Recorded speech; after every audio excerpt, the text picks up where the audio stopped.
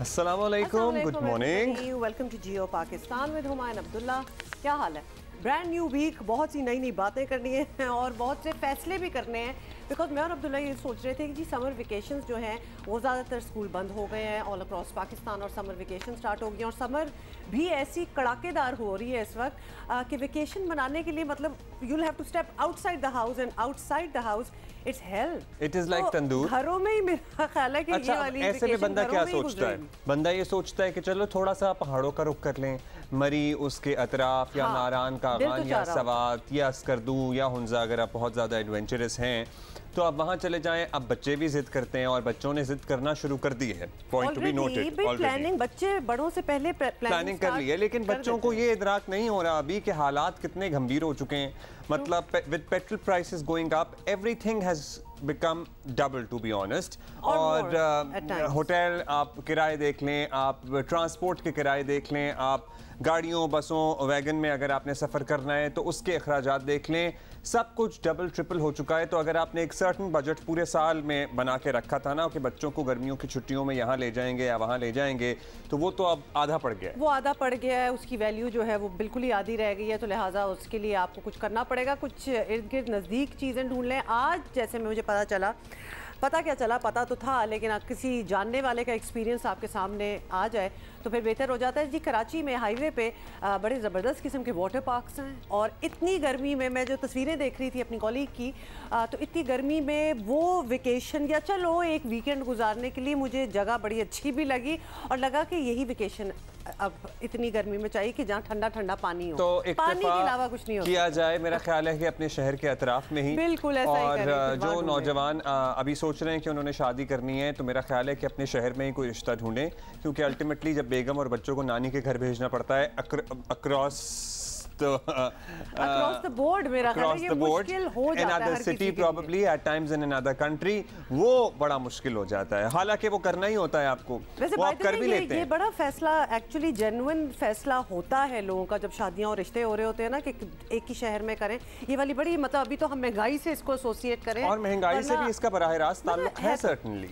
अच्छा खैर एनीवे ये और वैसे भी आप मतलब आप जरा सुकून में रहते हैं अगर बच्चों की नानी का घर जो है वो जरा करीब हो तो। अच्छा, इस साथ साथ आपको ये भी बता दें कि आज से हज ऑपरेशंस जो हैं वो स्टार्ट हो गए हैं। हमने आपको पिछले हफ्ते बड़ी डिटेल में बताया था कि हज पर पर्सन परफॉर्म करना अब जो है खासा महंगा हो गया है और कोई राउंड अबाउट फिगर आ रहा है 7 लाख रुपीस पर पर्सन, 7 लाख रुपया पर पर्सन लग रहा है। लेकिन उसके बावजूद ऑफ कोर्स जिन्होंने करना और है, ये सरकारी हज है, अगर थोड़ा भी आप प्राइवेट करना चाहेंगे तो 15 लाख से बात शुरू होती है। 15 लाख क्योंकि वो थोड़ा लग्जूरियस उसमें भी आ जाती है बात। तो आज़मीन हज जी आज हम कुछ आपको फुटेज भी दिखा रहे हैं, फ्लाइटें जो हैं वो आज से जाना स्टार्ट हो गई हैं। सो ये भी बड़ा एक एक्साइटिंग मरहला होता है because despite all the problems पिछले कुछ सालों में कोविड वगैरह की वजह से काफ़ी मुश्किल हुआ था और इस साल महंगाई की वजह से बहुत मुश्किल हुआ है। डिस्पाइट दैट लोग ऑफ कोर्स हज चले जी, अल्लाह पाक ये आज़मीन की मंजिल और इनका सफ़र आसान करे, इनका हज कबूल करे और हुकूमत को तौफीक दे कि वो बेहतरीन इंतज़ामात और बेहतरीन सहूलियात इन लोगों को फराहम करे। बहुत कुछ हमने आपको बताना है। इमरान खान का हेलीकॉप्टर भी फाइनली बनी गाला पहुंच गया है। लेट अस बिगिन अगेन ज़िमनी इंतखाबात लड़ने के फैसले के मुताल्लिक हम आपको बता रहे हैं कि इमरान खान साहब की पार्टी में मुशावरत हुई है।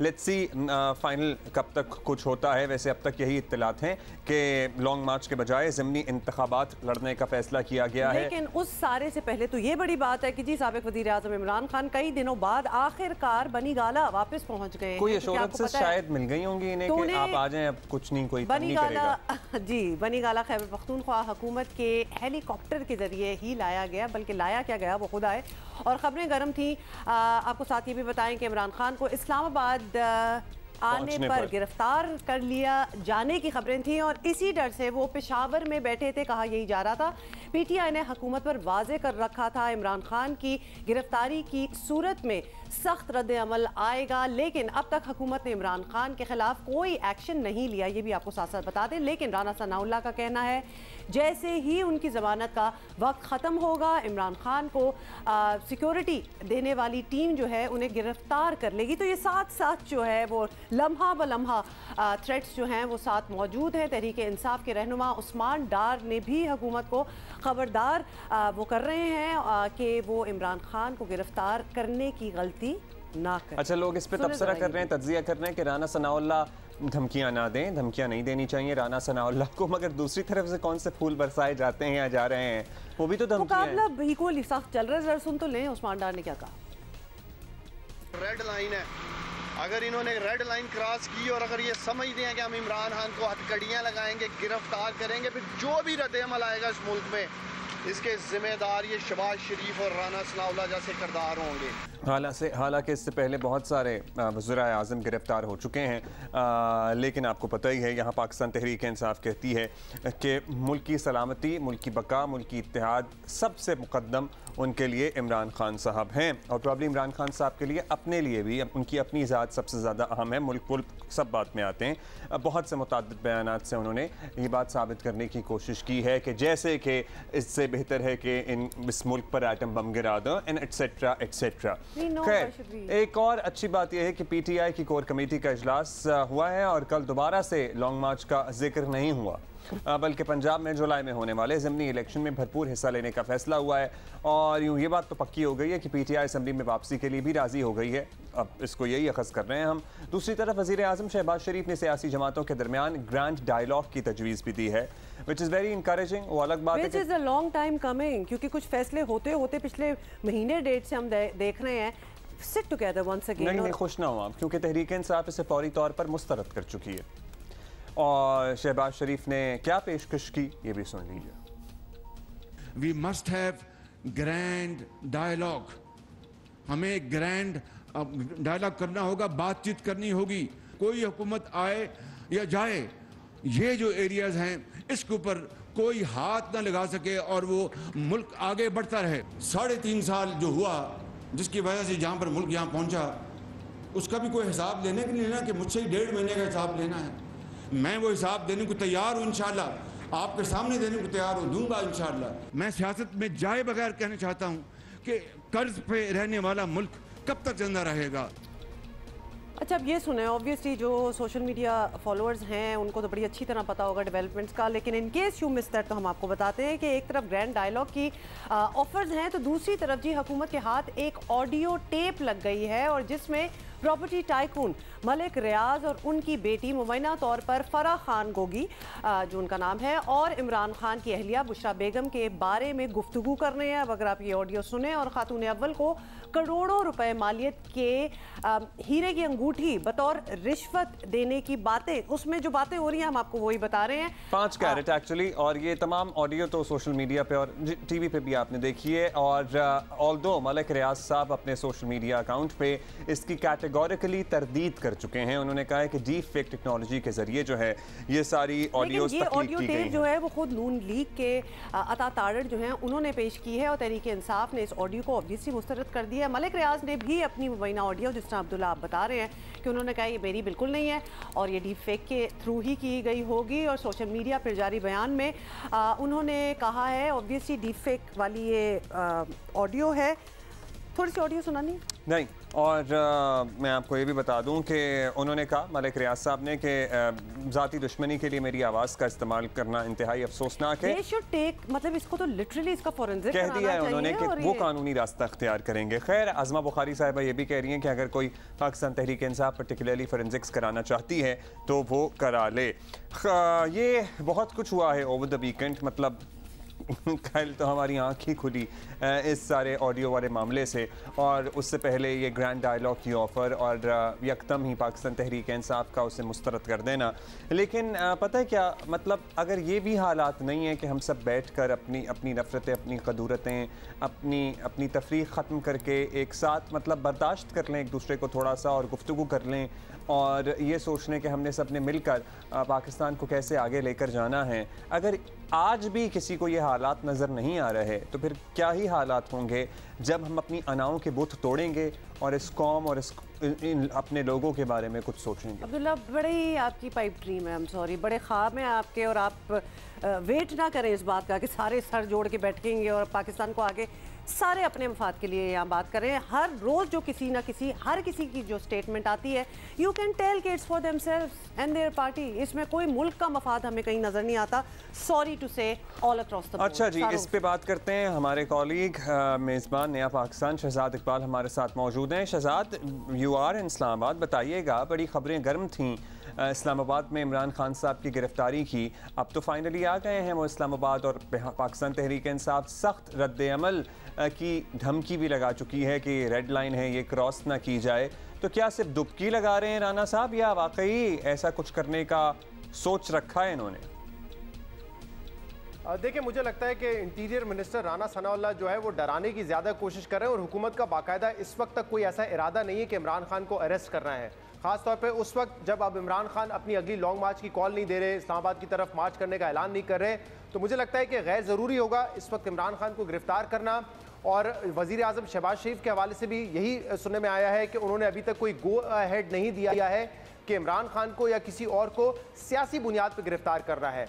आगे जाके कोई लॉ एंड ऑर्डर का सिचुएशन होता है, कोई बात साबित होती है उन पे, या कोई करप्शन का केस आता है, वो अलग बात है। लेकिन फिलहाल अंडर प्रेशर करने के लिए पाकिस्तान तहरीक इंसाफ को सियासी बुनियादों पे गिरफ्तारी का गो अहेड नहीं मिला है। तो मुझे लगता है कि राना सनाउल्लाह थोड़ा डराने की कोशिश ज़्यादा कर रहे हैं इमरान खान को। ठीक है, बिल्कुल शहजाद, साथ साथ ये भी बता दें, आई एम श्योर ये उनके फॉलोअर्स के लिए इन अ सेंस डिसअपॉइंटिंग बात होगी। तहरीक इंसाफ की जो कोर कमेटी मीटिंग के बाद उन्होंने ये वाजे कर दिया कि लॉन्ग मार्च में वो इंटरेस्टेड नहीं है। अब वो तरजीह, वो जो 6, 7, 8 दिन पहले वो कह रहे थे कि भूलना मत कि मैं वापस आऊँगा, they are not interested in that any more, they have moved on, और वो ज़िमनी इंतखाबात में हिस्सा लेना चाहते हैं अब। तो क्या इसे इशारा समझा जाए कि वो निज़ाम में वापसी के लिए तैयार हैं? मतलब इसको आप किस तरह इंटरप्रेट करेंगे? ये बात दुरुस्त है कि लॉन्ग मार्च की तारीख इसीलिए नहीं दे रहे इमरान खान साहब क्योंकि अभी उनका कोई इरादा नहीं है। एक तो जो पहले लॉन्ग मार्च का फेलियर था, उसके बाद जो पार्टी के कई अहम रहनुमा है वो ये बात कर चुके हैं कि हमें एक बाकायदा सियासी हिकमत अमली की ज़रूरत है। सिर्फ सड़कों पर रहकर एहतजाज करके हम सियासी मकासद हासिल नहीं कर सकेंगे, उसके लिए हमें सियासी मैदान में आना पड़ेगा और एक बाकायदा हिकमत अमली बढ़ानी पड़ेगी कि अगर दोबारा इमरान खान को वज़ीर आज़म बनना है या पंजाब में हमजा की जगह अपना चीफ मिनिस्टर लाना है तो वो सड़कों पर रहकर हम अचीव नहीं कर सकते। ऑलरेडी अगर आप देखें तो पाकिस्तान तहरीक इंसाफ ने पॉलिटिकली जहाँ पे गेन किया है, अपनी मकबूलियत दिखाई है सड़कों पे निकल के, वहीं उन्होंने पार्लियामेंट के अंदर काफ़ी कुछ लूज़ भी किया है। 2 इलेक्शन कमीशन ऑफ पाकिस्तान के मेंबर्स जो है वो अपॉइंट कर लिए गए हैं। इसके अलावा जो कानून था नैब का उसको अमेंड कर दिया गया है, उसमें तहरीक इंसाफ का इनपुट नहीं था। इलेक्शन रिफॉर्म्स जो किए गए थे उनको रिवर्स कर लिया गया है। तो तहरीक इंसाफ ने काफ़ी कुछ लूज़ किया है, इसलिए अब बाकायदा उनको एक सियासी हिकमत अमली की ज़रूरत है और ऐसा नहीं लगता कि अनकरीब वो लॉन्ग मार्च करेंगे। इसके अलावा तहरीक इंसाफ के ज़राए ये भी हमें बताते हैं कि अब जो फैसले हुकूमत ने लिए हैं उससे महंगाई आई है, महंगाई में मज़ीद इजाफा होगा, तो 3-4 महीने तक वो वेट करने के लिए तैयार हैं। वो ये देखने के लिए भी तैयार है कि कितना अवाम जो है उन पर महंगाई का बोझ पड़ता है और अवाम का उस वक्त क्या रद्द-ए-अमल होगा। कुछ लोग तो ये भी कह रहे हैं कि शायद महंगाई इतनी हो जाए कि अवाम खुद सड़कों पर निकलने के लिए तैयार हो, तो अगर सड़कों पर निकलना है तो वो बेहतर मौका होगा बजाय इसके कि इस वक्त वो सड़कों पर निकले। थैंक यू शहजाद, हमारे साथ मौजूद थे। अब जरा कानूनी पहलुओं और कानूनी गुंजाइश की बात कर लेते हैं कि क्या कुछ ऐसा हो भी सकता है या वाकई बस एम फड़ियाँ मारने वाली बात है ना कि हम गिरफ्तार कर लेंगे, ये कर लेंगे, वो कर लेंगे। लीगल एक्सपर्ट शाह खावर हमारे साथ मौजूद हैं। खावर साहब बताइएगा, तहरीक इंसाफ ये समझती है कि इमरान खान साहब को गिरफ्तार किया जा सकता है, कुछ और तो मुकदमात तो हैं लेकिन एक राहदारी ज़मानत भी उन्होंने हासिल कर रखी है, तो इस सब के बावजूद इज़ देयर अ पॉसिबिलिटी या हुकूमत कोई ऐसी गुंजाइश निकाल सकती है कि इन्हें गिरफ्तार कर ले? है कि उन पे बहुत सारे फौजदारी मुकदमात जो हैं उनमें उनको नॉमिनेट किया गया है और उसमें बहुत सारे केसेस ऐसे भी हैं जो कि यहाँ पे लोकली पीटीआई के मुजाहिरीन जो थे या उनके लोकल लीडरशिप है उनके ख़िलाफ़ जो है वो दफ़ा 144 की खिलाफ वर्जी और किसी हद तक मामूली तोड़ फोड़ के इल्ज़ामात हैं। लेकिन उसके एंड में उन्होंने ये लिखा है कि ये तमाम जो है ये चेयरमैन पीटीआई इमरान खान और उनकी और लीडर्स के नाम हैं कि उनके इमा पर हुआ या उनके उकसाने पर हुआ, तो उसमें भी उनको मुलवस किया गया है। 1-2 FIRs ऐसी हैं जिसमें बड़े, मैं समझता हूँ कि सीरियस किस्म के इल्ज़ामात हैं और जिस पे उन्होंने इमरान खान साहब ने जो है वो अपनी राहदारी ज़मानत भी करा रखी है।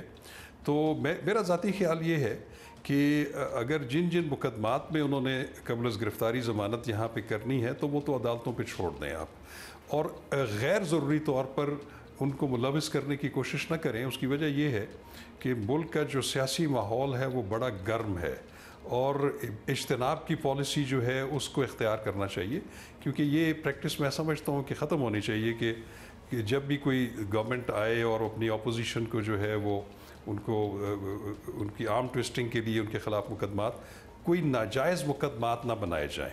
लेकिन जिन मुकदमात में अगर वो ज़मानत में है तो फिर वो अदालतों पे छोड़ दें। अगर अदालतें उनको कबल गिरफ्तारी ज़मानत उनकी मंजूर करती हैं तो वो let them face the trial. लेकिन कोई मैं नहीं समझता कि कोई पुलिस की लश्कर कशी जो है वो उधर की जाए और एक एडवेंचर क्रिएट जाए। उससे मैं समझता हूँ कि जो एक मुल्क के हालात हैं उसमें इस तरह की एडवेंचर से कम इज्तनाब करना चाहिए। इंटरेस्टिंग। अच्छा शाह खबर साहब, ये भी समझाइएगा हमें कि जब हम बगावत की बात करते हैं या सेडिशन की भी, तो हमारे कानूनी निज़ाम में ये साबित करना कोई आसान काम नहीं है। मतलब कि ये तो किसी को लिटरली अगर इस पे केस हो जाए तो सालों ये बात चल भी सकती है, क्योंकि साबित करना मुश्किल है। तो अगर खान साहब के खिलाफ ये मुकदमे कायम हो भी जाएँ तो क्या हुकूमत के पास इतना वक्त है कि वो इसको साबित कर सकेंगे, या फिर साबित करना इतना इंपॉर्टेंट नहीं है, मुकदमा करना ज़्यादा इंपॉर्टेंट है? देखिए, जो सेडिशंस के केसेस हैं या ऑफेंसेस अगेंस्ट स्टेट के जो केसेस हैं, मैं समझता हूँ कि ये भी बग़ैर किसी वाज़े वजह या सबूत के ये नहीं अप्लाई करना चाहिए कि आप कहें जी किसी ने बगावत की है या किसी ने जो है वो आइन शिकनी की है इस तरीके से या हाई ट्रीज़न किया है। तो ये प्रैक्टिस तो बिल्कुल ख़त्म होनी चाहिए। लेकिन एक इसके साथ साथ जितनी भी लीडरशिप है अपोजिशन की और गवर्नमेंट की, उनको भी ये चाहिए कि वो अपनी जो भी तहरीर व तकरीर की जो उनकी आज़ादी है उस पर जो थोड़ी बहुत जो कानून ने कदगन लगाई है उसको कम अज़ कम फुली जो है उसको ऑब्ज़र्व करें और कोई ऐसी बात ना करें जो कानून के ख़िलाफ़ हो। बाकी हर शहरी को, हर पॉलिटिकल पार्टी को, हर पॉलिटिकल लीडर को एक पुरअमन माहौल में तहरीर व तकरीर की और इज्तिमा की, तो वो तो बिल्कुल एक गारंटी मौजूद है जो कि बुनियादी हक के तौर पर जो है आईन पाकिस्तान ने तस्लीम किया हो। शुक्रिया आपका शाह खावर साहब। लेट्स सी क्या होता है। बहरहाल एक बात तो खुशाइंद है, सारी पॉलिटिकल डेवलपमेंट में एक बात खुशाइंद है कि तहरीक इंसाफ आप इसे यू टर्न कहें कुछ भी कहें, अब लॉन्ग मार्च नहीं कर रही है। देखिए सियासी तनकीद तो की जाएगी, क्योंकि जब आप बढ़ के मारते हैं और जब आप ये कहते हैं और भरे मजमे में कहते हैं कि पहले मैं 20 लाख लोग लाऊंगा और उसके बाद 6 दिन बाद दोबारा लौटूंगा तो 30 लाख के साथ होंगे, और उसके बाद सर्टनली उस पर कोई डेवलपमेंट नहीं होती, which make sense as well. इतनी सड़ी गर्मी है, मतलब क्या लोगों को अपनी मुसीबतें पड़ी हुई हैं कि लोग लॉन्ग मार्च के लिए निकलेंगे?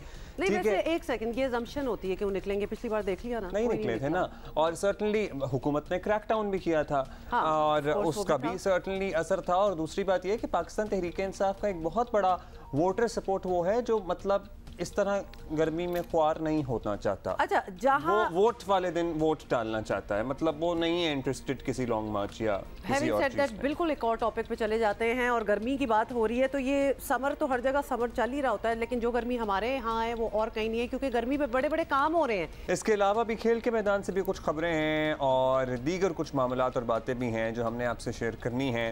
पर्टिकुलरली जो महंगाई ने तंग किया हुआ है, जो लोड शेडिंग ने हमारी ज़िंदगी अज़ाब में डाली हुई है, और बिजली की तो लोड शेडिंग हो रही है। भाई मुल्तान में पता लग रहा है गैस भी मुतादिद इलाकों में नहीं आ रही, कुछ हो रहा है, लेकिन मतलब टेंशन ना लें, अभी बात करते हैं। अच्छे टाइम पे जी आप लोग वापस आए और हम लोग भी, बिकॉज हमने बड़ी ही एक एस्पायरिंग लेडी से बात करनी है।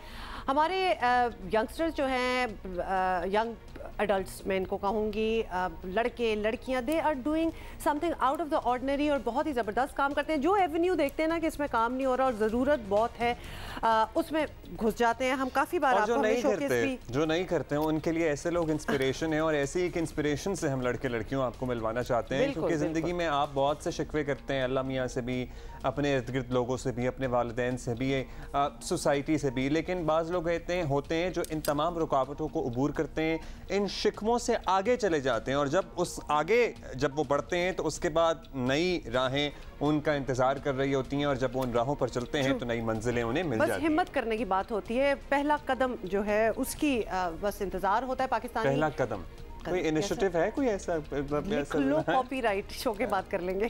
एनीवे जी, पाकिस्तानी समाजी कारकुन है तंजीला खान, इनका नाम है। ज़रूरतमंद ख़वातीन को मेंस्ट्रुअल किट्स जो है वो समेत दीगर मसनूआत उनकी दहलीज पर फराहम करती हैं। ये बहुत बड़ी बात है, कहने को ये छोटी सी बात होगी, मगर हमारे जैसे मुल्क के लिए ये किसी इनकलाबी कदम से कम नहीं।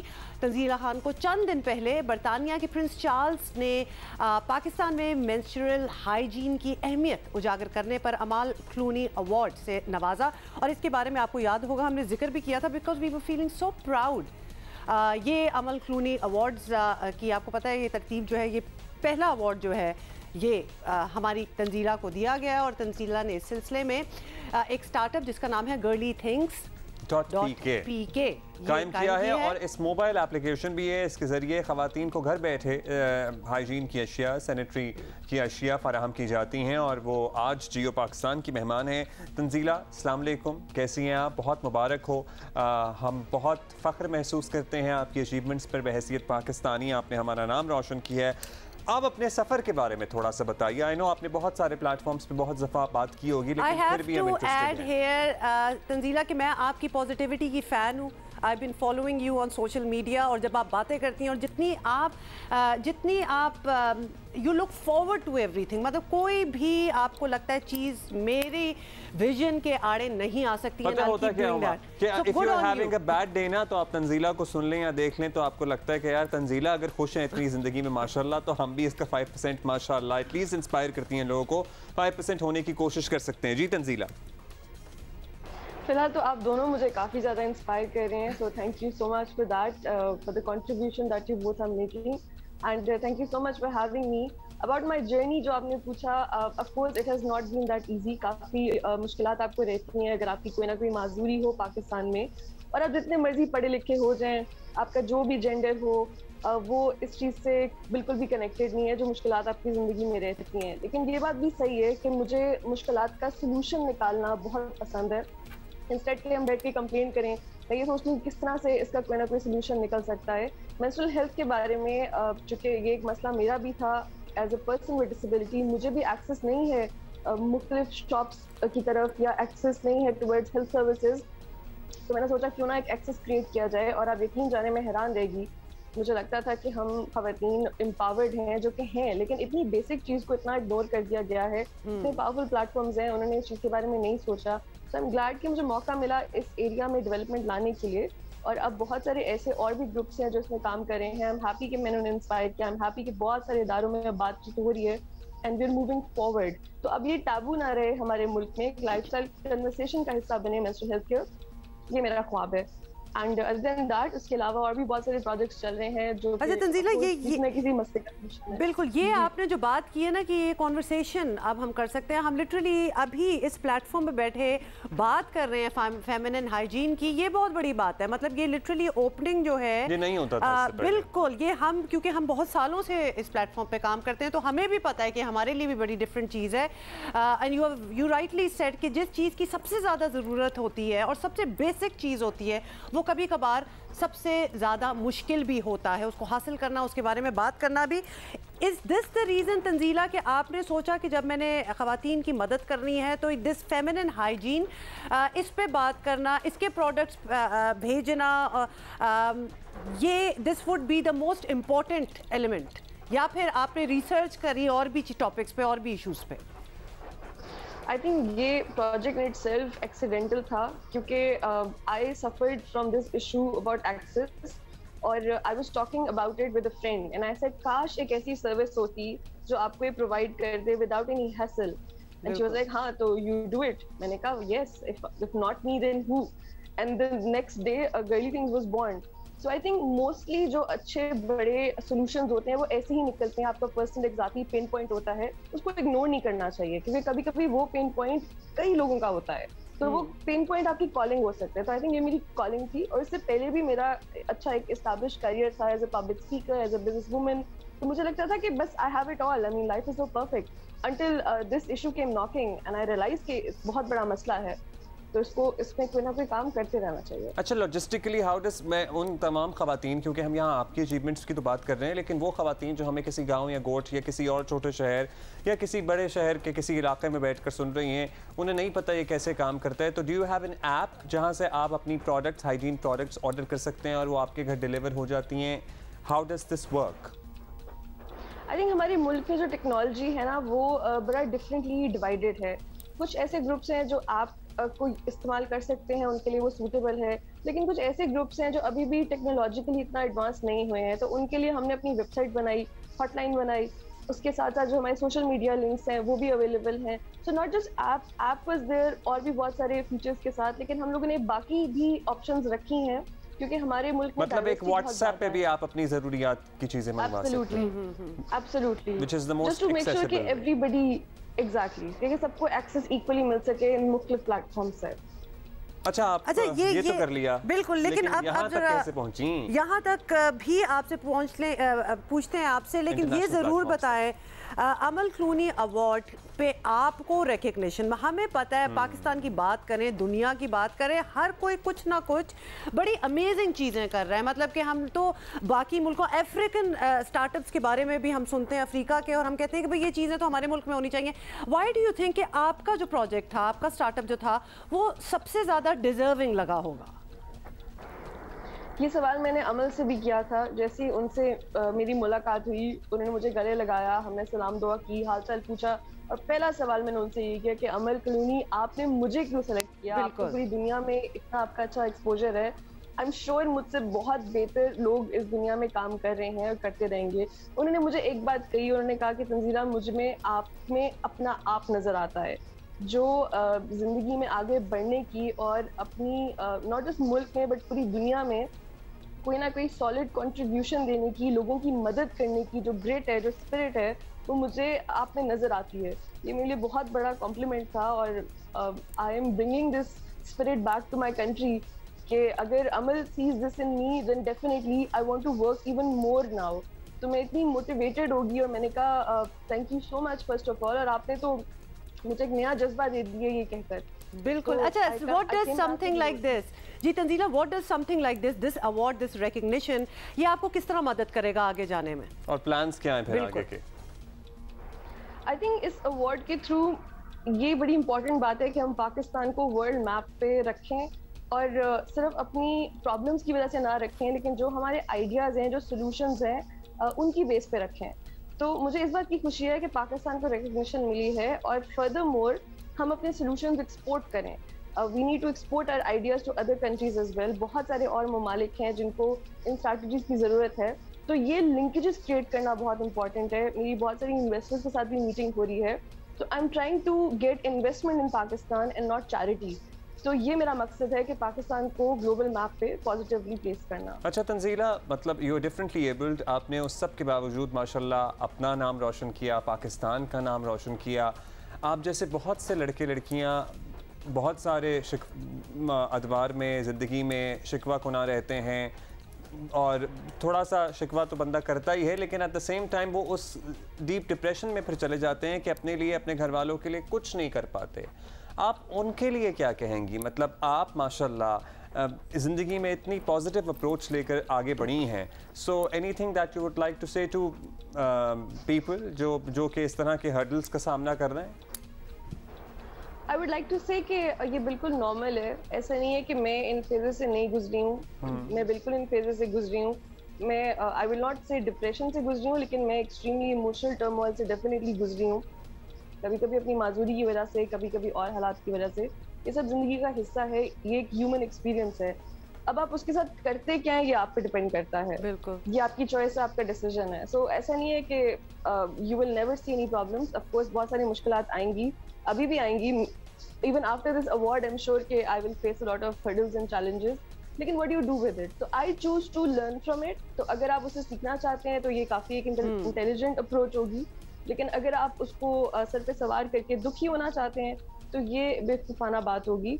तो सबको मैं यही कहूँगी कि आप अपने तजुर्बात से सीखें और आगे बढ़ें, क्योंकि बहुत आप तंजीला, आप लेके जाते हैं। बिल्कुल आप रियलिस्टिक हैं, आप ऑप्टिमिस्टिक हैं, ज़बरदस्त इंग्रेडिएंट्स हैं आप में तरक्की के लिए, और डेफिनेटली उसके रिवॉर्ड्स आपको मिल रहे हैं। जाते जाते हम आपके फैशन सेंस की ज़रूर तारीफ़ करना चाहते हैं, because the way you present your self, the way you look, which is amazing. मतलब आपकी एक पर्सनैलिटी तो ब्राइट है ही है, लेकिन माशाल्लाह आपका फैशन सेंस जो है, style, outlook is really you know eye catching, very nice.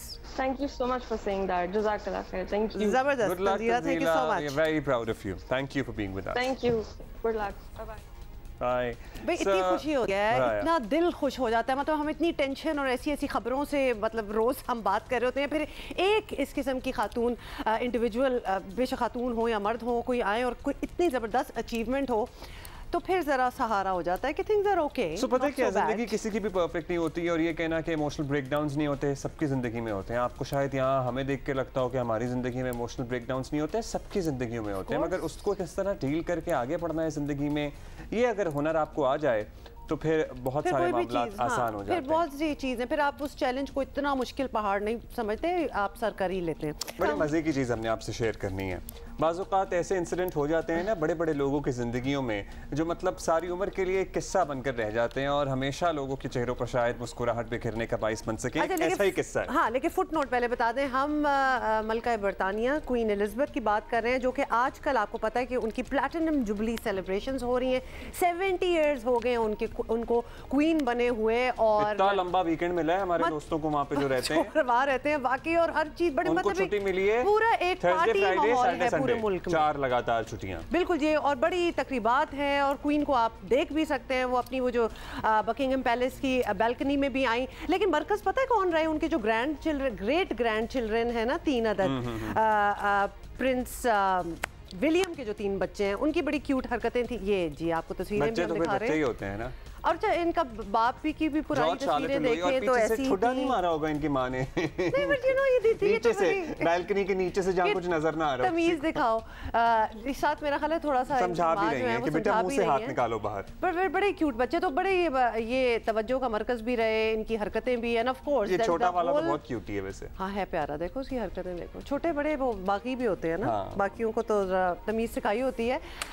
तो एनीवे जी, बहुत ही सेलिब्रेटरी एक माहौल है अगर आप वहाँ जाएं यूके में, जो कि हम अच्छा, और ऐसे में इनके मजे के किस्से भी सामने आ रहे हैं, और क्वीन के पर्सनल प्रोटेक्शन ऑफिसर जो होते हैं ना, इनके समझ लें इनके सिक्योरिटी के जो इंचार्ज या उसके एक ऑफिसर है, उनका एक टीवी चैनल पे दिया गया इंटरव्यू बड़ा वायरल हो रहा है। अच्छा जी, बताया ये गया है इस किस्से में, वैसे this says a lot about Americans also, को अपने मुल्क के बाहर कुछ नहीं पता होता कि क्या हो रहा है। अच्छा जी, बताया ये गया है इस किस्से में कि क्वीन के ये जो पर्सनल स्टाफ ऑफिसर हैं, ये एक छुट्टियों का किस्सा सुना रहे हैं एक रिपोर्टर को, और बता रहे हैं कि एक दफ़ा वो क्वीन के साथ हाइकिंग पे थे, और 2 सयाह उन्हें नज़र आए, 2 लोग उन्हें उस मकाम पर नज़र आए, और जैसे ही क्वीन किसी को भी देखती हैं तो वो नेचुरली स्माइल पास करती हैं, ग्रीट करती हैं, और इन 2 सयाहों ने बताया ग्रीट करने के बाद कि वो अमेरिकन हैं, और वो यहाँ जा चुके हैं यूके में, और आगे के उनके ये इरादे हैं, और इनको ये शक हो गया था या इन्हें पता लग गया था कि ये क्वीन को पहचाने नहीं हैं, और अगला सवाल उन्होंने वैसे ही कर दिया कि आप कहाँ से हैं। मलका से क्वीन से ही पूछ रहे हैं कि आपका ताल्लुक कहाँ से है, आप कहाँ रहती हैं, आप कौन हैं बेसिकली। तो क्वीन ने कहा वैसे तो मैं लंदन में रहती हूँ, लेकिन ये पहाड़ियों के उस पार मेरा गर्मियों का एक घर है, तो मैं वहाँ आती जाती रहती हूँ, गर्मियाँ मैं यहाँ गुजारती हूँ। तो उन्होंने कहा अच्छा, तो आप कब से आती हैं? अब फिर क्वीन ने कहा कि मैं गुज़श्ता 80 साल से यहाँ आ रही हूँ, since I was a little girl.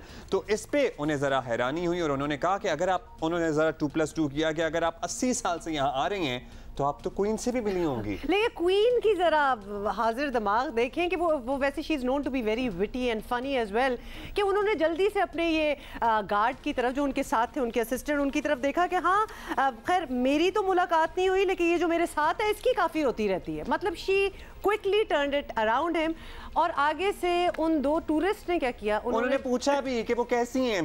फिर उन्हें बताया गया गार्ड की तरफ से कि भाई उनका हिस्से मिजाज जो है बड़ा ज़बरदस्त है, और फिर अगले ही लम्हे वो क्या देखता है शख्स कि उन्होंने जो है इनके स्टाफ ऑफिसर की गर्दन में हाथ डाला और क्वीन को थमा दिया कैमरा कि आप हमारी तस्वीर बनाएं। यानी क्वीन सामने खड़ी और क्वीन को कह रहे हैं तस्वीर हमारी इस तरह इसके साथ ले। तो ये खैर बड़ी ही फनी किस्म की एक स्टोरी थी, वी थॉट के मजा आएगा आप लोगों को। और उसके बाद क्वीन के साथ भी उन्होंने तस्वीर ली, और क्वीन ने कहा कि अमेरिका में जाके किसी को दिखाएंगे जब, और हो सकता है जब इन्हें बताया जाए तो फिर मतलब क्या ही समा। खैर ये स्टोरी थी। कराची में हमें सुनने को तो मिल रहा था कि बहुत ज़्यादा स्ट्रीट क्राइम्स की तादाद में इजाफा हुआ है अचानक से, लेकिन ये कल परसों एक वीडियो आई, सीसीटीवी कैमरे की वीडियो है, निशात कमर्शियल DHA पे कुछ नौजवान बच्चे खड़े हैं, पता नहीं बर्गर खा रहे होंगे, क्या कर रहे होंगे, वहाँ पे बर्गर जॉइंट्स भी बड़े अच्छे हैं, और उसके बाद मतलब लिटरली एक ज़िंदगी रमा दवा है, दिन का टाइम तो नहीं है लेकिन दिन दिहाड़े वाला मुहावरा यहाँ फिट आता है कि 2 मोटरसाइकिल सवार आए हैं, उन्होंने आराम से थोड़ी देर तहम्मुल से काम किया है, रैकी की है, ये बच्चे खड़े हुए थे यहाँ पे, इनसे मोबाइल छीनना शुरू किए हैं। उनमें से एक नौजवान ने लिटरली 2 कदम आगे बढ़ाया, मुझे नहीं पता कि वो किस सेंस में आगे बढ़ा था, और उसने ना आओ देखा ना ताओ, बगैर कोई आसरा किए ठक से फायर कर दिया। देखिए बिल्कुल, हम आपको वो एक्चुअली फुटेज चूंकि वो वायरल हुई है तो हम आपको भी दिखा रहे हैं। मतलब ये कहा जाता है ना कि जब आपसे कोई इस तरह कोई आ ही जाए और आप बंदूक दिखा रहा है आपको और आपसे आपका वॉलेट या फ़ोन या जो भी छीनने की कोशिश कर रहा है, दे दो, बिल्कुल दे दो। बिकॉज ये इतना, मतलब उसने एक सेकंड के लिए लगता है कि गोली चलाने से पहले सोचा भी नहीं, उसने देखा ये बंदा मेरी तरफ आ रहा है, बंदूक तो मेरे हाथ में है, किस काम की है, चला दो। और यूं मारी है, इन पैरों पे भी नहीं मारी ना, जहां मुंह पे लगे, सीने में लगे, कहीं भी लगे, और ये सारा सीना। और कामली उसके बाद बाकी लड़कों ने उसको जो भी वॉलेट शॉलेट दिया है वो अपनी मोटर बाइक पे बैठे हैं और चल पड़े हैं। और फिर वो लड़के जो है अपने दोस्त को देखने आए हैं। It happened and it finished in a matter of like a minute. 1 minute के अंदर ये सारी कार्रवाई हो चुकी, सारी कार्रवाई। और ये एक वीडियो हम आपको दिखा रहे हैं, आए दिन ये किस्से हो रहे हैं। और ये PACHS की वीडियो है। आपको पता है जगह जगह CCTV कैमरे हैं, फुटेज तो आ जाती है, लेकिन उन कैमरों का क्या फ़ायदा होता है? क्या लोग पकड़े भी जाते हैं, नहीं पकड़े जाते हैं, क्या होता है क्या नहीं होता है? लिटरली नहीं पकड़े जाते भी हैं, एक्चुअली पकड़े जाते भी हैं और उसके बाद ये लोगों जमानतें हो जाती हैं और कितनों की नहीं होती हैं, ये भी एक सवाल है। अच्छा, ये लोगों के इंडिविजुअल लोगों ने आजकल हर किसी ने कैमरा लगाया होता है तो ये वहां से पता चल जाता है। सेफ सिटी के तहत जो कैमरे लगने थे ना वो कभी नहीं लगे, वो तो नहीं चल, वो लग गए, फिर कुछ ज्यादातर काम नहीं करते। मतलब वो एक और स्टोरी है जो कि हम आपको काफी बार बता भी चुके हैं। हमारे साथ मौजूद हैं DIG साउथ शर्जील खरल साहब, उनसे जरा बात करते हैं। खरल साहब, सबसे पहले तो मुतज़ाद खबरें चल रही थी, वी वर रियली कंसर्न्ड कि जो नौजवान जिसको फायर किया गया है DHA में, ये जो परसों की कल की फुटेज है, डिड ही सर्वाइव? जी अभी मैंने ज्वाइन किया है प्रोग्राम। अभी हमारा राब्ता जैसे ही होता है DIG साउथ शर्जील खरल साहब से, हम उनसे पूछते हैं क्योंकि मुतज़ाद इत्तलात थी। कुछ खबरें ऐसी पहुंची थी कि बच्चा ठीक है, as in he is recovering, he is out of danger, निजी अस्पताल में दाखिल है। फिर कुछ इसके बरक्स भी इत्तलात सामने आ रही थी। हम ज़रा ऑफिशियल ज़राए से कंफर्म करना चाहते हैं कि क्या सूरत हाल है। और कुछ लोगों के, इनमें से एक मुलजिम के पकड़े जाने की भी इत्तला थी, तो क्या वो पकड़ा गया, क्या वो नहीं पकड़ा गया? There is no number plate on the motor bike. और मतलब वो मुड़ के भी गए हैं तो नंबर प्लेट देखी अगर होती तो डेफिनेटली आई थिंक नजर आ जाती है, लेकिन I am sure police has different ways of finding out, तो उनकी सोर्सेज तो कुछ और होती हैं। उसने सर पे मतलब फायर किया, पता नहीं सर पे किया, सीने पे किया, खैर that is not the point. The point is कि ये ट्रिगर हैप्पी ये लोग हैं ऑब्वियसली। आप शर्जील साहब आ गए हमारे पास, उनसे बात करते हैं। शर्जील साहब, शुक्रिया आपने वक्त दिया। सबसे पहले तो सर हम जरा ये जानने से कंफर्म करना चाहते हैं आपसे कि ये जो नौजवान जिसको फायर किया गया निशात कमर्शियल DHA में, डिड ही सर्वाइव? बिस्मिल्लाहिर्रहमानिर्रहीम। Unfortunately he is stable but unfortunately critical है जी वो बच्चा अभी तक। सो ही डिड सर्वाइव, लेकिन वो क्रिटिकल है। गोली कहाँ लगी इसके थी? क्योंकि ऐसा लग रहा था बिल्कुल स्ट्रेट फायर है। गर्दन में जी, एंट्री एग्जिट वुंड दोनों गर्दन से था जी। अच्छा, बहुत शुक्रिया, आपने ये क्लैरिटी दे दी है। सर आपसे सबसे पहले तो यही पूछेंगे कि ये मामला ये कोई पहला किस्सा नहीं है। पिछले कुछ महीनों में हम बहुत शोज़ इस पे बात कर चुके हैं, बहुत ज़्यादा इंसिडेंट्स की बात कर चुके हैं कि ये स्ट्रीट क्राइम्स जो हैं they are on the rise, ये इंक्रीज़ कर रहे हैं और वो ऐसे धड़ल्ले से इंक्रीज़ कर रहे हैं जैसे कि उनको भी पता हो कि हमारी कोई पकड़ नहीं है, हमारी कोई रोकथाम नहीं है। तो ऐसी ही सेंस लगता है क्रिमिनल्स को जा रहा है। ऐसा क्यों है? आप लोग क्या कर रहे हैं इस चीज़ को कटेल करने के लिए, रोकने के लिए? बिस्मिल्लाहिर्रहमानिर्रहीम। I am grateful to the network, Geo TV network. मुझे मौका मिला कि मैं सिंध पुलिस के बिहाफ पे आपसे बात कर सकूं, IG साहब सिंध के बिहाफ पे आपसे बात कर सकूं, एडिशनल IG कराची के बिहाफ पे आपसे उनके बिहाफ पे आपसे बात कर सकूं। देखें, बात ये है कि ये जो एक पर्टिकुलर इशू है कराची में, इसके कई पहलू हैं, लेकिन और वो कई पहलू सारे नाजरीन को या सुनने वालों को पता भी हैं कि कराची शहर की आबादी, कराची शहर में बेरोजगारी और कराची शहर में जो अनइवन डेवलपमेंट है ओवर द इयर्स, जिसमें कराची के जो अच्छे इलाके हैं या कराची के जो रीजनेबल इलाके हैं उनके इर्द गिर्द जो स्लम एरियाज हैं या कच्ची आबादी हैं, तो ये देखें, ये 3-4 पहलू तो बहुत अहम है और उनकी डायरेक्ट बेयरिंग है स्ट्रीट क्राइम के ऊपर। उसके बाद जो उसका दूसरा पहलू है वो ये कि पुलिस के टैक्टिक्स और पुलिस की स्ट्रेटजी। देखिए, हमारे टैक्टिक्स तो यही होते हैं कि हम जो हमारी पेट्रोल्स हैं उनको हम इम्प्रूव रखें और हम अपनी पेट्रोल्स को उन इलाकों के ऊपर ज़्यादा फोकस कराएं जहां से हमें शवाहिद मिलते हैं कि इस किस्म के स्ट्रीट क्रिमिनल्स निकल के आके और कराची की मेन शाहराहों पर, मेन नाकों पर, मेन चौकों और मेन इलाकों में आके ये वारदातें करते हैं। शर्जील साहब, आपने जिन प्रॉब्लम्स का जिक्र किया सर्टनली वो अहम हैं और वो लॉन्ग टर्म सोल्यूशन भी मांगती हैं, क्योंकि ओवर द डेकेड्स ये प्रॉब्लम्स डेवलप हुई हैं। लेकिन अभी पुलिस का एट फर्स्ट काम तो यही होता है ना कि स्ट्रीट क्राइम्स की रोकथाम के लिए मरबूत एक हिकमत अमली हो, और हमने बीच में काफ़ी दफ़ा ऐसा पीरियड देखा जब कराची में स्ट्रीट क्राइम्स लिटरली ना होने के बराबर थे। तो ये अचानक से आपको लग रहा है कि राइज हुआ है मामला? मैं आपकी बात से डिसएग्री करूंगा। आई डोंट थिंक कोई ऐसा दिन गुजरा होगा या जहां किसी का फोन ना छिना हो, मोटरसाइकिल ना चोरी हुई हो, कार, अब वो कार क्राइम, 4 व्हीलर क्राइम तो वाकई कम हुआ है, लेकिन कम हुआ जरूर है कुछ फेजेस में। अब देखें, ये हम तो आदाद शुमार की अगर बात करेंगे तो ऊंच नीच आपको नजर आएगी, जैसे आपने खुद कहा। लेकिन अगर स्ट्रेटजी की बात की जाए तो उस पर पिछले 4 साल से कम से कम मैं समझता हूँ एक मुनज़्ज़म स्ट्रेटजी हमने अडॉप्ट की हुई है।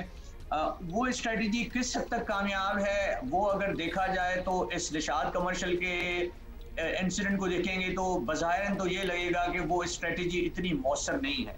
लेकिन उसके साथ साथ अगर हम इसका दूसरा पहलू देखें तो वो ये देखें कि ऐसे इंसिडेंट्स में अब कमी, जिसमें जो ट्रिगर हैप्पी नौजवान है या जो ग्रुप्स हैं वो थोड़ी सी रेजिस्टेंस पे ही किसी को शूट करें, तो आया वो कैजुअल्टी में रिजल्ट हो या इस बच्चे की सूरत में रिजल्ट हो जो अभी जिंदगी और मौत की कश्मकश में। अच्छा कर्नल साहब, जी बिल्कुल, इस पर्टिकुलर केस के हवाले से बता दें, क्योंकि ये तो मतलब एक वीडियो पे सब कुछ नजर भी आ रहा है।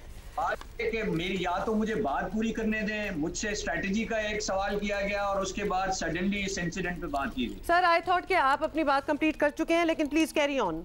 मैंने नहीं की, क्योंकि मैं स्ट्रेटजी बता रहा था जी, कि जिस तरह से हम लेकर चल रहे हैं कराची के स्ट्रीट क्राइम को कंट्रोल करने में। तो सबसे पहले तो मैं ये गुजारिश करूंगा सुनने वाले तमाम नाजरीन को, सामीन को, देखने वालों को कि कोशिश करके जितने ज़्यादा मुकदमा दर्ज कर सकें कराएं। उसमें हमने अपने ऑफिसर्स में रैंक एंड फाइल में ये बात बिल्कुल वाज़ेह कर दी है। नीचे जो SDPOs हैं जिनका थानों से डायरेक्ट कांटेक्ट होता है, जो SHOs हैं जो पुलिस स्टेशन को सुपरवाइज करते हैं, और उसके बाद जो सीनियर टीयर है जिसमें डिविजनल SPs आते हैं, SSP डिस्ट्रिक्ट के आते हैं, और उसके बाद जोनल DIGs आते हैं। तो सबको बिल्कुल रैंक एंड फाइल को बता दिया है कि रजिस्ट्रेशन को फ्री करें। अब यही चीज़ मैं इस नेटवर्क के तहत मैं ज़रूर दोस्तों तक, सुनने वालों तक पहुंचाऊंगा, हाउस होल्ड्स तक पहुंचाऊंगा, जो विक्टिम्स रह चुके हैं उन तक पहुंचाऊंगा, जो भी प्रॉपर्टी के ओनर्स हैं उन तक पहुंचाऊंगा, जो एक मोटरसाइकिल और एक सेल फोन भी ओन करता है इस शहर में, उन तक ये बात पहुंचाना चाहूँगा कि बराए मेहरबानी केस रजिस्टर करें। पुलिस को कोई इशू नहीं है केस रजिस्ट्रेशन से। केस रजिस्टर करेंगे, क्राइम बिल्कुल एक्चुअल क्राइम सामने आएगा। क्रिमिनल जस्टिस सिस्टम जो कि पुलिस से शुरू होता है, we are gatekeepers of that system, शुरू हमसे होता है, तो वो मोशन में आएगा और उसके बाद तफ्तीश शुरू होगी, तो फिर लोग सस्पेक्ट्स अरेस्ट होंगे और आगे प्रोसिक्यूट होकर उनको सजाएं मिलेंगी। नंबर 1। नंबर 2, हमने बहुत मुनज़्ज़म तरीके से जो एनालिसिस किया, जो सर्वे किया, रैंडम भी और स्पेसिफिक सर्वे भी, टेक्निकल सर्वे भी, कि हमने ये देखा कि स्ट्रीट क्रिमिनल का चोली दामन का साथ है नारकोटिक्स कंजम्पशन के साथ। ख़ास तौर पे जो सिंथेटिक ड्रग्स हैं उनके जो आदि मुजरम हैं वो उस स्टेट ऑफ माइंड में होते हैं कि जिस वक्त उनको थोड़ी सी भी रेजिस्टेंस सामने आती है वो ट्रिगर दबाते हुए दे नहीं करते। सिंथेटिक ड्रग्स पे नेचुरली उसकी जो सप्लाई और उसकी सोर्सेज हैं उस पे हमें वजीर आला सिंध साहब की तरफ से और उसके बाद IG साहब सिंध की तरफ से हमें क्लियर अहकामात हैं कि उन ड्रग पेडलर्स की लिस्टें तैयार की जाएं, उनके ऊपर अच्छे मुकदमात बनाए जाएं। मकदार इज नॉट दैट इम्पॉर्टेंट। मेरा ख्याल है मकदार अगर पकड़ी जाती है, खेप पकड़ी जाती है, तो वो बड़ी इंपॉर्टेंट चीज़ है, वो बड़ी अच्छी चीज़ है। लेकिन उससे ज़्यादा इम्पॉर्टेंट चीज़ ये है कि उनकी सोर्स और जहाँ पे ये माल बिकता है तो सर इसमें अब क्योंकि हमारे पास टाइम भी ज़रा लिमिटेड ही होगा, अब आपको इसमें कोई कामयाबी हुई है जो आपने ड्रग पैडलर्स और ड्रग हैंडलर्स वाले मामलात की, या लिस्टों तक ही मामला है? और दूसरा ये साथ ही में ये बता दीजिएगा कि ये निशात कमर्शियल वाले वाक़े में कोई पकड़ा गया अब तक? देखिए, हमने निशात, मैं पहले सवाल का जवाब दूंगा। निशात कमर्शियल वाला वाकया ये दूसरा वाकया है पिछले 2 महीने में जो हमें प्रॉपर तरीके से रिपोर्ट हुआ। पहले रमजान में आपको याद होगा लड़के कैफे पे बैठे हुए थे और उनसे फोन छिने गए, उसमें 2 सस्पेक्ट्स हमने पकड़े, जेन्युइन, उनको हमने पुलिस ऑपरेशन उनके ऊपर हुआ और वो सॉर्ट आउट हो गए। उसमें भी कुछ अभी सस्पेक्ट्स बाकी हैं। इस वाले वाकये में अभी तक हमने 5 सस्पेक्ट्स राउंड अप किए हैं मुख्तलिफ टेक्निकल बेसिस की उस पर, क्योंकि 4 फोन इसमें स्नैच हुए थे सीसीटीवी में, जो गाड़ी की डायरेक्शन जिस तरफ गई थी उनकी बाइक की, और जो फोन्स के कोऑर्डिनेट्स आ रहे हैं उसमें इस केस के ऊपर कामयाबी हो रही है। जो आपका पहला सवाल था, इंशाल्लाह कामयाबी होगी। जो आपका पहला सवाल था, तो ड्रग पेडलर्स के हवाले से बहुत मुनज़्ज़म एफर्ट चल रही है जिसमें लिस्टें तैयार की गई हैं तमाम उन पेडलर्स की जिनकी सोर्स रिपोर्ट्स हमारे पास है, उन इलाकों की लिस्टें तैयार की गई हैं और फिर ये डेलीगेट की गई हैं तमाम ऑफिसर्स को कि इनके ऊपर मुनज़्ज़म तरीके से काम हो। तमाम जोनल DIGs और बशमूल सारे SSPs इसको हर हफ्ते की बेस पे मॉनिटर कर रहे हैं।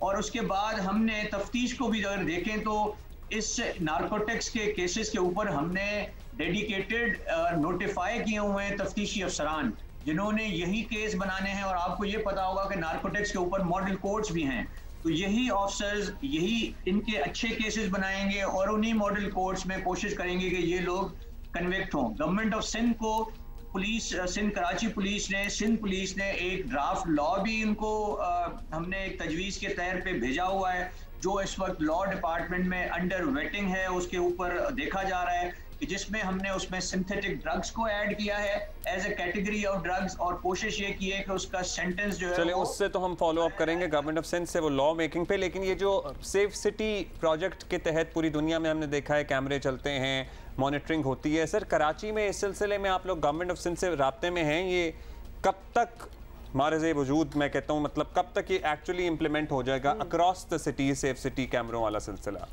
बड़ा अच्छा सवाल है जी। इसमें इसको लेटेस्ट तरीके से इसको इम्पीटस हुआ है। Sindh government is very serious now and I think अगले 2 साल में ये प्रोजेक्ट लॉन्च होना चाहिए। इसकी एलोकेशन भी हो चुकी है, बजटरी एलोकेशन, साइट्स भी आइडेंटिफाई हो गई कि कहाँ इनका हेड कमांड कंट्रोल सेंटर बनेगा जो हेडक्वार्टर्स है। तो इंशाल्लाह जल्दी हम देखेंगे कि ये चीज़ आ जाएगी। बहुत पहले आ जानी चाहिए थी, मैं समझता हूँ ये फ्रॉम शहरीज पर्सपेक्टिव। अगर एक सिटीजन की पर्सपेक्टिव से मैं देखूं, मैं खुद सिटीजन हूं यहाँ पे और मैंने लाहौर के प्रोजेक्ट को भी अच्छी तरह मॉनिटर किया है, देखा है। ये पहले आ जाना चाहिए था लेकिन देर आए दुरुस्त आए। ऐसे प्रोजेक्ट्स में नेचुरली टाइम लगता है और अब फाइनल स्टेजेस पे इंशाल्लाह जल्दी उस पर काम शुरू हो। चलें, होपफुली ये 2 साल का अरसा भी ज़रा कम हो जाए और जल्दी आ जाए मामला। शुक्रिया आपका शर्जील साहब, DIG साउथ हमारे साथ मौजूद थे। शर्जील खरल साहब, मतलब मुझे बड़ा दुख हो रहा है वैसे सुन के कि बच्चा, मुझे खुशी इस बात की हो ये कि वो बच्चा बच गया, क्योंकि जो तस्वीर नजर आ रही थी तो वो तो पॉइंट ब्लैंक खत्म ही लग रहा था। ही इज क्रिटिकल दो, सो दुआ करें, जरूर दुआ करें। जी शर्जील साहब, आप कुछ कहना चाह रहे हैं? ये कहना चाह रहा था कि जब तक ये मुनज़्ज़म तरीके से ये safe city smart city project launch हो, कराची में पिछले 2 साल में 44,000 CCTV लगे हैं और वो हमारी एक स्पेशल ड्राइव चली थी किसी सिंध गवर्नमेंट के लॉ के तहत जो वल्नरेबल सिक्योरिटी एस्टेब्लिशमेंट एक्ट है। 44,000 कैमराज लगे हैं और रिसेंटली हर कराची के ज़िले ने अपने थानों पे भी और अपने लॉकअप्स पे भी कैमराज लगाए हैं कि आपका थाना सेफ रहे और आपका जो पुलिस का रवैया है अंदर थाने के अंदर उसकी भी मॉनिटरिंग हो।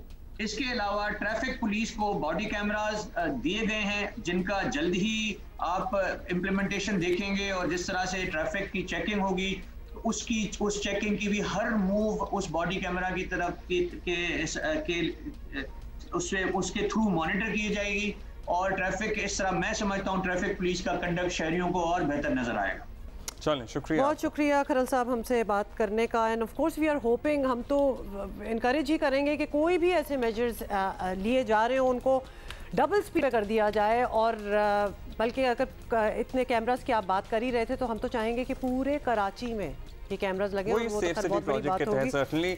अच्छा पता है क्या वो वाली बात दुरुस्त है कि जो इस तरह के स्ट्रीट क्राइम होते हैं ना जिसमें बिना सोचे समझे अगला गोली चला देता है, इसका बहुत गहरा कनेक्शन है ड्रग अब्यूज के साथ। जिस तरह के खरल साहब भी बता रहे थे, जिस तरह खरल साहब ने ही made sense as well in a sense कि ये जो मुख्तलिफ किस्म की ड्रग्स पे होते हैं ना ये लड़के, उनकी सोचने समझने की सलाहियत माऊफ हुई भी होती है, या बाज नशे ऐसे होते हैं जो आपको बड़ा कोई बहादुर इंसान बना देते हैं ना एक्चुअली टू उस लम्हे के डू लिए। समथिंग लाइक दिस ही आई गेस आसान नहीं है। You have to be under influence, कोई सब्सटेंस अब्यूज, जिससे आपको एक झूठी हिम्मत, जिसको कहा जाता है कि मोमेंटरी हिम्मत मिलती है, तो आप इस किस्म के काम करते हैं और फिर उसमें आपको बस करके निकलना होता है। तो लिहाजा अगर गोली चल गई तो चल गई, because you are in that state of mind in the first place. जिस तरह खरल साहब ये बता भी रहे थे, तो ये टू प्रोंग्ड प्रॉब्लम है कुछ नहीं कि सोचा जहाँ उसने कि मैं ड्रग्स भी इसकी है, टांग पे मार दूं, मैं इसके किसी पैर पे मार दूं, गर्दन पे लगी है। मतलब द आइडिया इज कि उस वक्त बस जो चीज़ सामने आ रही है, मतलब इस तरह तो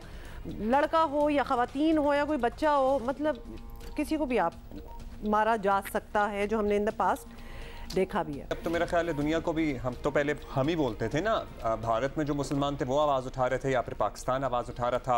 अब फाइनली दुनिया को भी इदराक होता जा रहा है कि भारत मुसलमानों के लिए, इस्लाम के लिए कितना ख़तरनाक मुल्क बन गया। मतलब वहाँ पे एक मुसलमान की हैसियत से जीना, सांस लेना, जिंदा रहना, काम करना, पैसे कमाना कितना इम्पॉसिबल हो चुका है।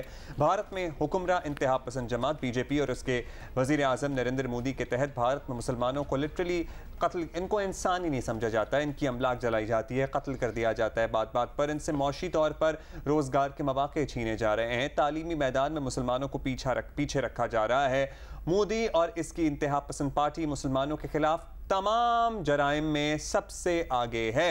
हुक्मरान पार्टी के अरकान मुसलमानों के खिलाफ जराइम में मुलव्वस हैं, लेकिन उनके खिलाफ कोई कार्रवाई नहीं होती। और अब लेटेस्ट क्या एपिसोड हुई है जिसपे दुनिया को कुछ ख्याल आया है बोलने का। बिल्कुल जी, आपको बताएं कि बीजेपी के ही लीडर्स हैं, बीजेपी के कायदीन हैं, जो कि मुसलमानों के अकायद पर भी हर, मैं कहती हूँ इसको क्या हम कहेंगे कि अर्जा सराई कर रहे हैं, नाज़ेबा गुफ्तगू कर रहे हैं, गुस्ताखी कर रहे हैं, मतलब वो खास तौर पे इंसाइट कर रहे हैं। वो चाहते हैं कि कुछ आगे से रिएक्शन भी आए, लेकिन इस पर जो इनको रिएक्शन मिला है, मेरा ख्याल है कि ये एक्सपेक्ट नहीं कर रहे थे कि दुनिया ने इनको कह दिया कि भाई हम आपको बंद कर देंगे, अब आपको क्लोज अप कर देंगे अगर आपने इस किस्म की बातें की। क्योंकि अगर आप मुसलमान मुल्क देखें, कतर, ईरान, कुवैत, उन्होंने तो इनको एनवॉयस को बुला के मुज़ाहमत की है और उनको खबरदार किया है कि आपको माफी मांगनी पड़ेगी। कौन कौन है जनाब? बीजेपी की तर्जुमान नौपुर शर्मा, एक्स तर्जुमान नाओ, और उनको निकाल दिया ना ने इस्लाम के खिलाफ टीवी पर जहरुगला, हमारी